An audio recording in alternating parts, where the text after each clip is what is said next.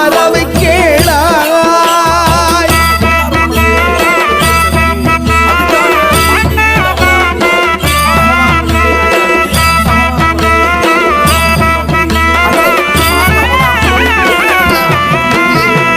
எட்டவதாரங்கள் உண்டு, எட்டு ஸ்வரூபங்கள் உண்டு.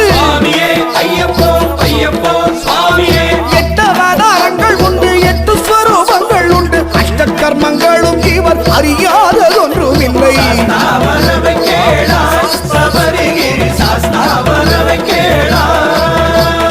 சாஸ்தாவரவை கேளாய், சபரிகிரி சாஸ்தாவரவை